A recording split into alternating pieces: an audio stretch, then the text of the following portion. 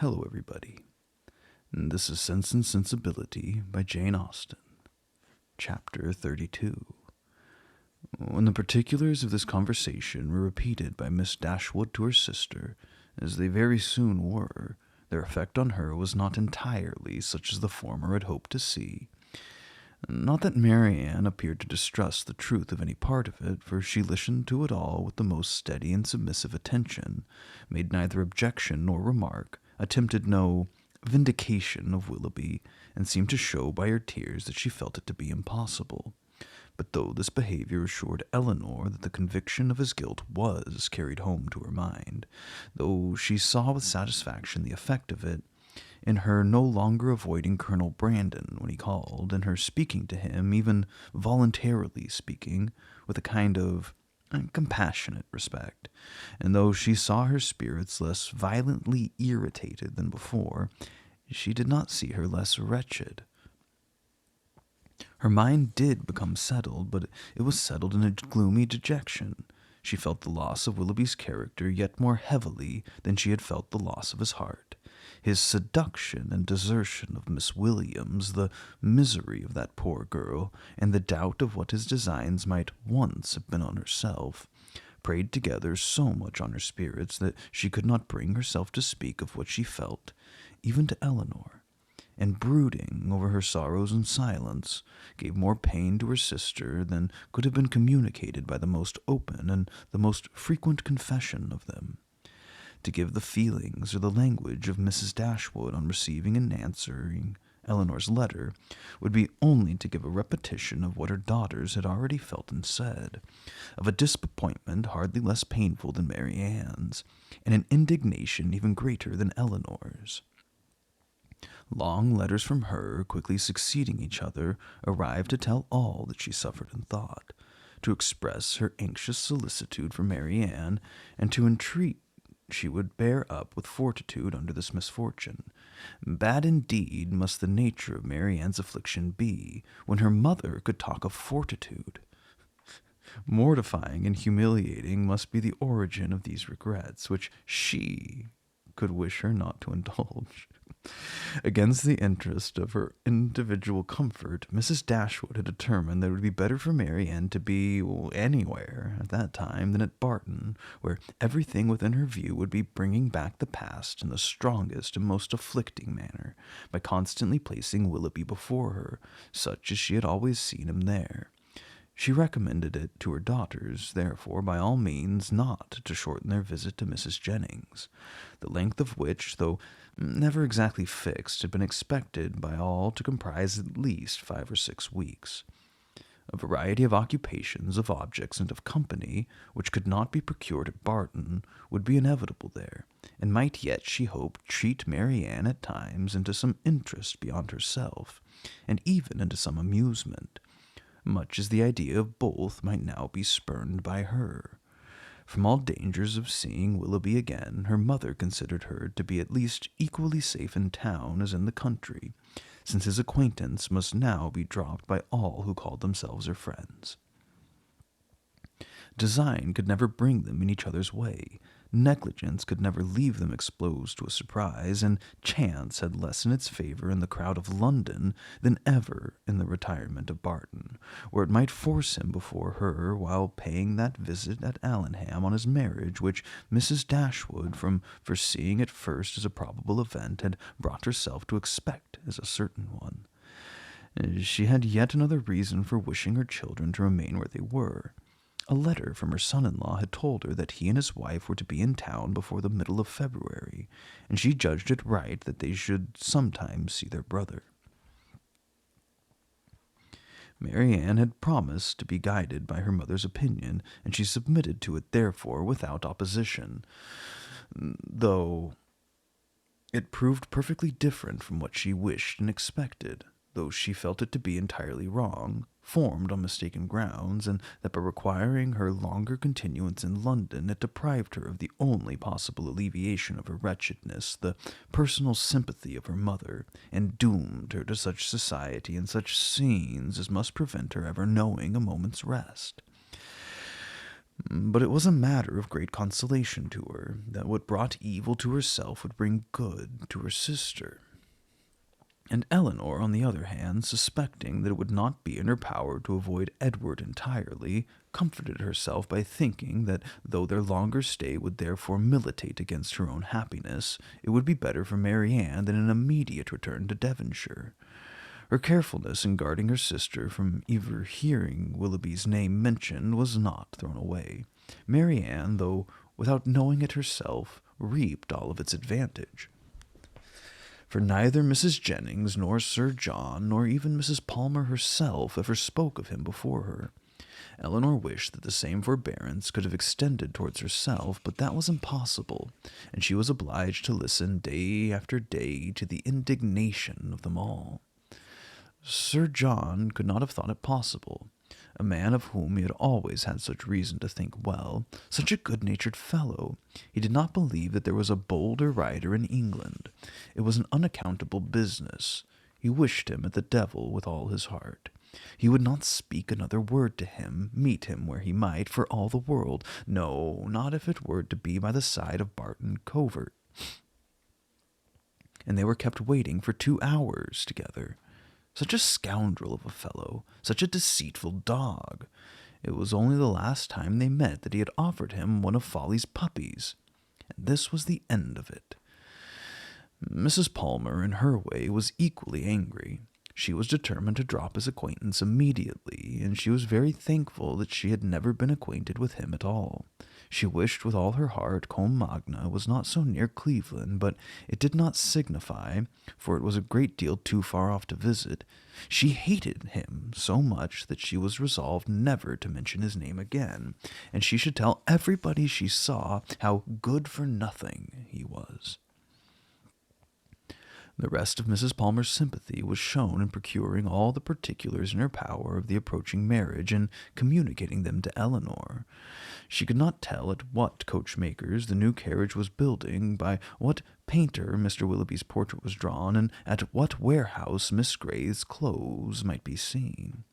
The calm and polite unconcern of Lady Middleton on the occasion was a happy relief to Eleanor's spirits, oppressed as they often were by the clamorous kindness of the others.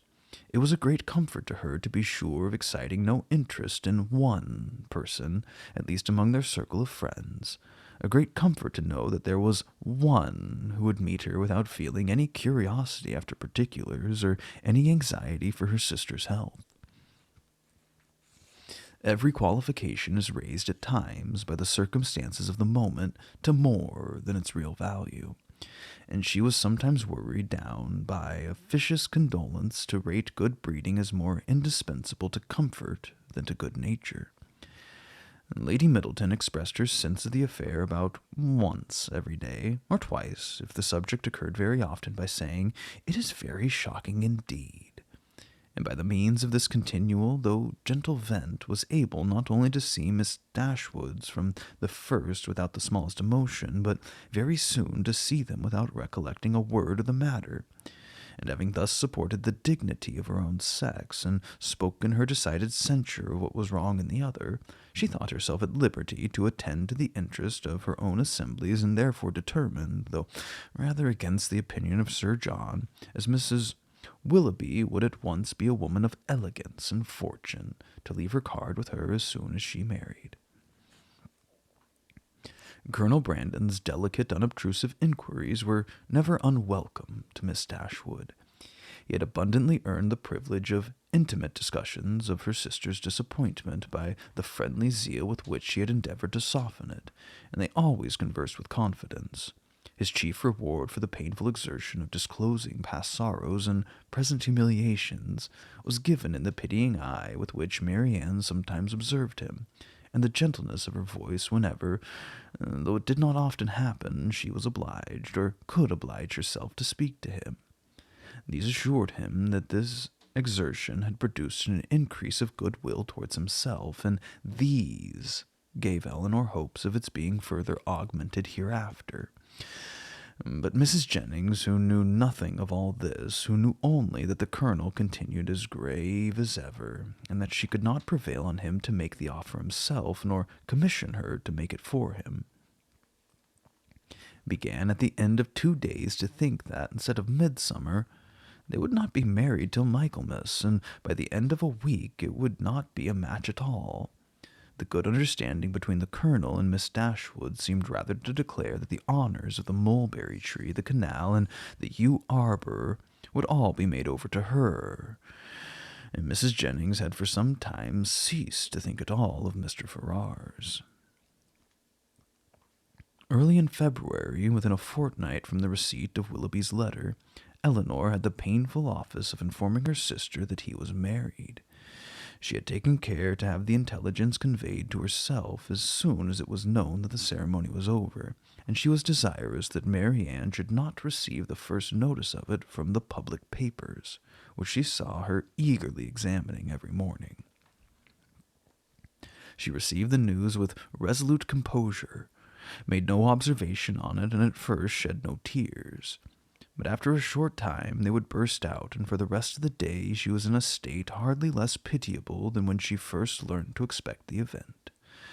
The Willoughbys left town as soon as they were married, and Elinor now hoped, as there could be no danger of her seeing either of them, to prevail on her sister, who had never yet left the house since the blow first fell, to go out again by degrees as she had done before. About this time the two Miss Steeles, lately arrived at their cousin's house in Bartlett's Buildings, Holborn, presented themselves again before their more grand relations in Conduit and Berkeley Street, and were welcomed by them with all great cordiality. Elinor only was sorry to see them. Their presence always gave her pain, and she hardly knew how to make a very gracious return to the overpowering delight of Lucy in finding her still in town. I should have been quite disappointed if I had not found you were here still, she repeated, with a strong emphasis on the word. But I always thought that I should. I was almost sure you would not leave London yet a while, though you told me, at Barton, that you should not stay above a month. And I thought at the time that you would most likely change your mind when it came to the point. It would have been such a great pity to have you went away before your brother and sister came, and now to be sure you'll be in no hurry to be gone. I'm amazingly glad you did not keep your word. Elinor perfectly understood her, and was forced to use all her self-command to make it appear that she did not. "Well, my dear," said Mrs. Jennings, "how did you travel?" "Not in a stage, I assure you," replied Miss Steele, with quick exultation. "We came post all the way, and had a very smart beau to attend us. Dr. Davies was coming to town, and so we thought we'd join him in a post-chaise, and he behaved very genteelly, and paid 10 or 12 shillings more than we did." Oh, cried Mrs. Jennings, "very pretty indeed. And the doctor is a single man, I warrant you?" "There now," said Miss Steele, affectedly simpering. "Everybody laughs at me so about the doctor, and I cannot think why. My cousins say that they are sure I've made a conquest, but for my part I declare I never think about him from one hour's end to another. Lord, here comes your beau, Nancy, my cousin said t'other day, and she saw him crossing the street to the house. My beau indeed, said I cannot think who you mean. The doctor's no beau of mine. Aye, that's very pretty talking, but it won't do. The doctor is the man, I see. No, indeed, replied her cousin with affected earnestness, and I beg you will contradict it if you ever hear it talked of. Mrs. Jennings directly gave her the gratifying assurance that she certainly would not, and Miss Steele was made completely happy. I suppose you will go and stay with your brother and sister, Miss Dashwood, when they come to town, said Lucy, returning after a cessation of hostile hints to the charge. No, I don't think we shall. Oh, yes, I dare say you will. Elinor would not humour her by further opposition.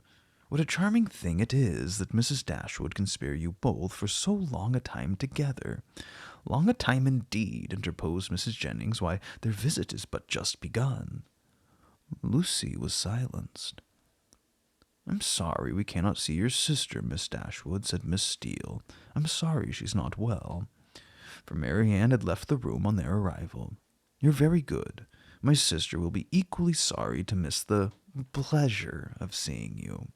But she's been very much plagued lately with nervous headaches, which make her unfit for company or conversation. Oh dear, that is a great pity, but such old friends as Lucy and me, I think she might see us, and I'm sure we would not speak a word. Eleanor, with great civility, declined the proposal. Her sister was perhaps laid down upon the bed or in her dressing gown, and therefore not able to come to them. Oh, if that's all, cried Miss Steele, we can just as well go and see her. Eleanor began to find this impertinence too much for her temper, but she was saved the trouble of checking it by Lucy's sharp reprimand, which now, as on many occasions, though it did not give much sweetness to the manners of one sister, was of advantage in governing those of the other.